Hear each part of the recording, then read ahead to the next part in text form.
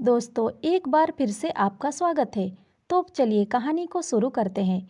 30 साल की उम्र में मैं बिल्कुल ही तन्हा रह गई थी। मेरे पति आर्मी में थे और 1 साल पहले ही उनकी मौत हो गई थी और हमारा कोई बच्चा नहीं था। तो मैं बिल्कुल ही अकेली एक छोटे से शहर में रहती थी। सुबह के वक्त मैं बच्चों को पढ़ाने जाती, पर काम से वापस आने के बाद समय काटना बहुत ही मुश्किल हो जाता।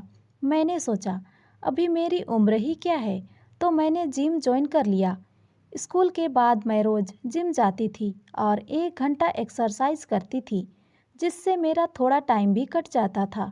जिम में मेरे टाइम पर एक मर्द आता था जो मुझे देखता ही रहता था। मुझे अच्छा लगता था कि कोई तो मर्द है जो मुझे देख रहा है, क्योंकि अब तो मुझे देखने वाला, मेरी तारीफ करने वाला कोई भी नहीं रहा। जब मैं कोई एक्सरसाइज गलत करती तो वह मेरे पास आकर मुझे सही तरीके से करना सिखाता और कभी-कभी इस बहाने हाथ भी लगा देता। उसका हाथ गलती से भी लग जाए तो मुझे एक अजीब सा एहसास होता था और उस वक्त एहसास होता था कि मैं कितनी अकेली हूँ और सरकारी नौकरी के चक्कर में मैं कितनी तनहा रह गई हूँ। मेरा नाम आंचल है। 25 साल की उम्र में मुझे टीचर की नौकरी मिल गई थी। मेरे लिए तो खुशी का ठिकाना न रहा।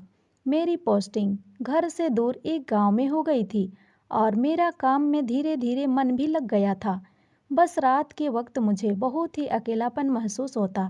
साल बीतते गए और मेरी माँ पापा को मेरी शादी की चिंता होने लगी, पर मैं शादी नहीं करना चाहती थी, क्योंकि यह नौकरी तो मैं कभी भी छोड़ नहीं सकती।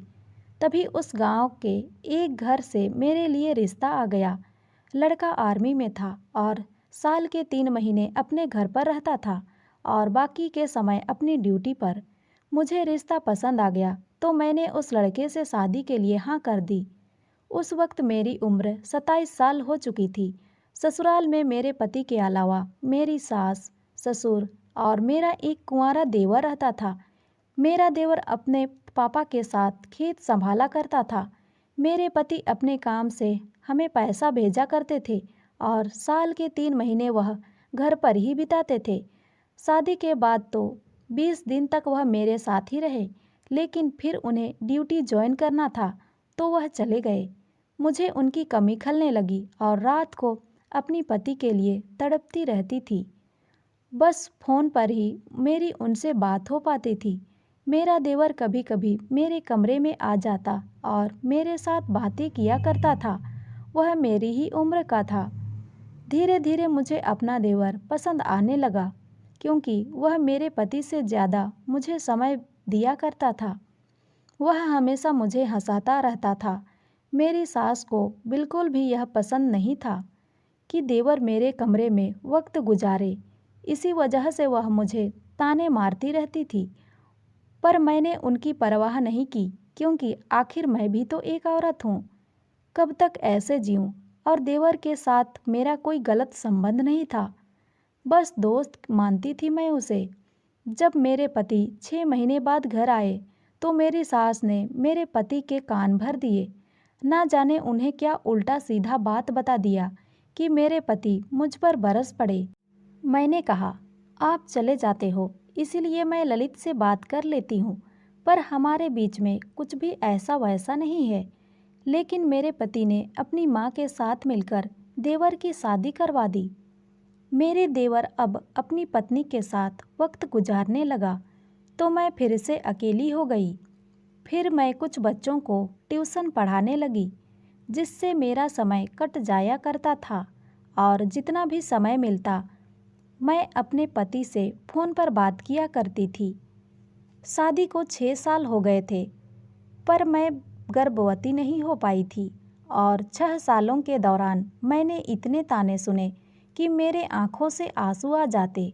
मेरी देवरानी को 2 बच्चे हो गए थे और मेरा गोद अभी भी सूना था। मेरी सास मुझे बातें सुनाने का एक भी मौका नहीं छोड़ती थी। कहती, पढ़ी लिखी बहू है, इतनी देर से शादी किया और बच्चा लेना भी ज़रूरी नहीं समझती, ताकि काम छोड़कर घर पर ना बैठना पड़ जाए। मेरी देवरानी भी मुझसे बहुत जलती थी और एक दिन आर्मी वाले हमारे घर पर आए।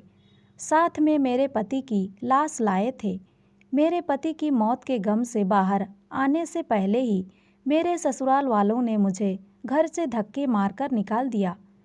मेरी देवरानी तो मुझसे पहले से ही बहुत जलती थी, क्योंकि देवर के साथ में शादी से पहले बहुत घुल मिल गई थी।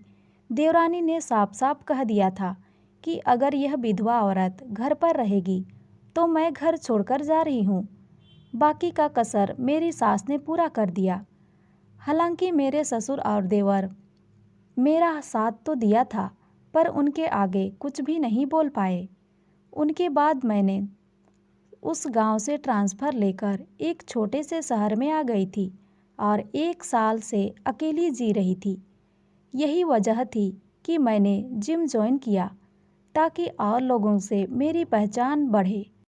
इसी बीच मेरे स्कूल की छुट्टियां आ गई थी, तो मैंने सोचा कि अपने भैया भाभी के पास चली जाती हूँ। मेरे माता पिता का इसी बीच में देहांत हो गया था, तो अब मेरा भाई ही बस रह गए थे, जो कि मेरे से 5 साल बड़े थे। जब मैं ट्रेन पकड़ के जाने लगी तो काफ़ी लंबा सफ़र था और मुझे पता नहीं क्यों अकेले घबराहट हो रही थी। मेरे पास वाली सीट पर एक 30 साल का आदमी आकर बैठ गया। वह मुझे बार बार घूर घूर कर देख रहा था। मेरे पीने का पानी ख़त्म हो गया था, तो मैंने सोचा अगले स्टेशन में उतर कर भर लूँगी। पर जैसे ही अगला स्टेशन पहुँचा तो वह आदमी मुझसे मेरा बोतल छीन कर बोला, मैं भर देता हूँ, कहकर जल्दी से चला गया। मैं उसकी हरकतों से काफ़ी घबरा गई थी। मुझे लगा कहीं यह आदमी चोर तो नहीं। लेकिन ट्रेन छूटने से पहले ही वह मेरे पास आ गया और मुझे पानी का बोतल थमा दिया। साथ ही कुछ खाने के लिए भी लेकर आ गया था। एक अजनबी के हाथों से कुछ खाना खाने का मेरा मन नहीं कर रहा था, पर वह भी खाने लगा तो मुझ में हिम्मत आ गई और मैं भी उसके साथ खाने लगी। बहुत तेज भूख लगी थी। घर से लाया हुआ खाना तो कब का ख़त्म हो चुका था। जब रात को सोने का वक्त आया तो मुझे ऊपर वाली सीट पर सोना था। उस आदमी ने कहा, मैडम, मेरी नीचे वाली सीट है तो आप इस पर सो जाइए, मैं ऊपर सो जाऊंगा। तो दोस्तों, एक अजनबी आदमी ने मेरी इतनी मदद क्यों कर रहा था, ये जानने के लिए जुड़े रहिए हमारे साथ कहानी के अगले भाग के साथ। तब तक के लिए बाय बाय दोस्तों।